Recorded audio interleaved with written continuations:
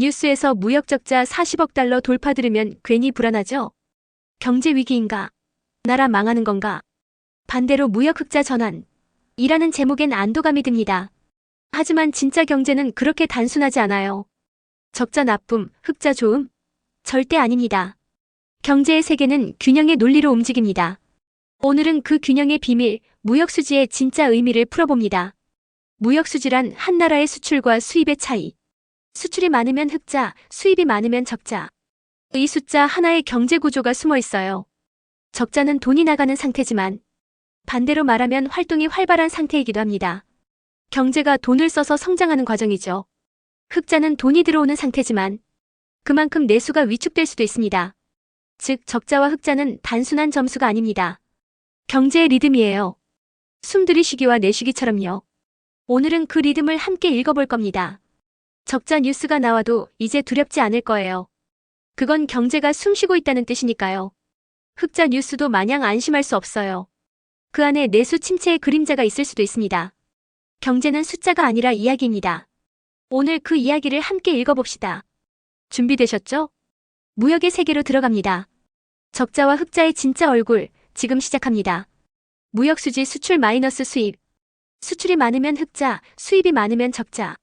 단순한 공식이지만 이 안엔 깊은 의미가 있어요. 흑자는 돈이 들어오는 구조, 적자는 돈이 나가는 구조. 하지만 적자는 성장통일 수 있습니다. 산업을 키우기 위해 수입이 늘어날 수 있거든요. 기계, 원자재, 기술을 사들이는 단계에서는 적자가 당연합니다. 그걸로 만든 제품을 수출하면 흑자로 전환되죠. 이걸 투자형 적자라고 부릅니다. 경제는 이런 순환으로 성장합니다. 흑자만 지속돼도 문제가 생깁니다. 내수가 줄고 국민 소비가 약해질 수 있죠. 즉, 무역 수지는 성적표가 아니라 건강검진표입니다. 적자냐 흑자냐보다 중요한 건 왜입니다. 그 이유 속에 산업구조가 숨어 있어요. 예를 들어볼까요? 한국은 에너지를 수입하고 반도체를 수출합니다. 그래서 유가가 오르면 적자, 떨어지면 흑자. 이건 나쁜 게 아니라 구조적인 순환이에요. 경제는 이렇게 파도처럼 오르내립니다. 흑자와 적자가 교대로 오는 게 정상입니다. 그 리듬을 읽는 게 진짜 경제 감각이에요.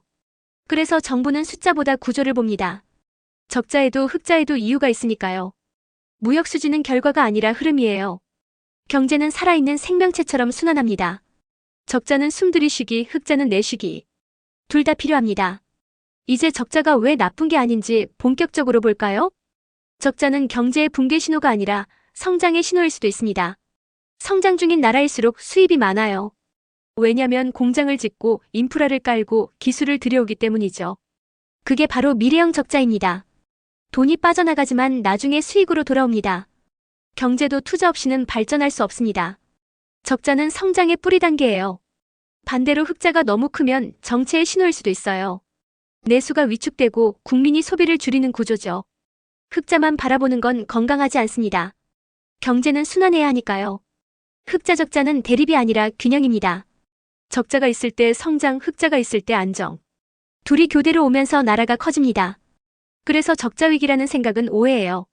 적자는 산업이 움직이고 있다는 증거이기도 합니다. 예를 들어 기술 수입이 늘어나면 단기 적자. 하지만 생산성이 향상되면 수출이 폭발하죠. 그게 바로 선투자 후수익 모델. 경제는 마라톤이지 단거리 경주가 아닙니다. 흑자만 바라보다가는 체력이 떨어질 수도 있어요. 균형 잡힌 적자가 건강한 경제의 증거입니다. 그래서 무역 적자는 위험이 아니라 진단 도구예요. 이제 실제로 나라별 사례를 비교해 볼까요? 적자를 내는 나라, 흑자를 내는 나라, 무엇이 다를까? 한눈에 보면 명확해집니다. 한국은 전통적인 무역 흑자 국가입니다. 수출 중심의 제조업 구조죠. 자동차, 반도체, 철강, 조선이 핵심 산업입니다. 그래서 한국은 흑자에 익숙합니다. 하지만 에너지를 수입하기 때문에 적자도 자주 나요. 유가가 오르면 무역 적자가 발생합니다.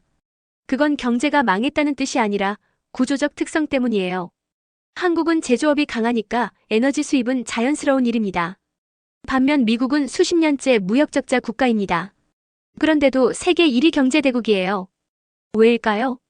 미국은 달러라는 무기를 갖고 있기 때문입니다. 전 세계 무역이 달러로 거래되죠. 또한 기술, 금융, 콘텐츠 산업으로 돈을 벌어요. 즉 상품은 적자지만 서비스와 금융으로 흑자를 냅니다. 이게 바로 패권형 적자 구조입니다. 한국과 미국의 적자는 완전히 다른 의미예요. 그래서 무역 수지는 숫자보다 구조로 봐야 합니다. 적자가 많다고 경제가 나쁜 건 아닙니다. 오히려 돈이 돌고 있다는 증거일 수 있죠. 경제의 맥락을 읽는 게 핵심입니다.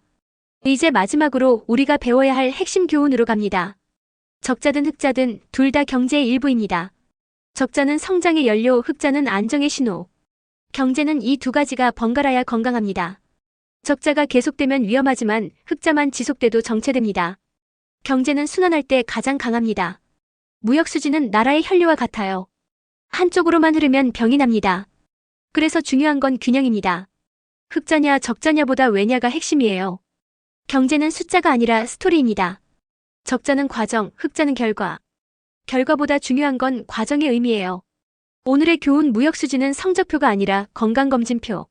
적자는 성장 중인 경제의 체온 상승. 흑자는 안정을 찾은 경제의 맥박.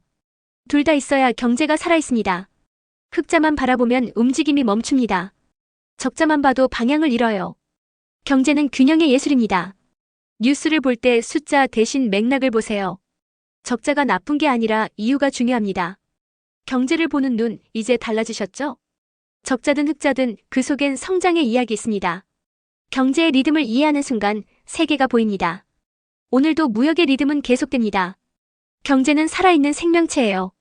적자와 흑자, 두 맥박이 함께 뛰고 있습니다.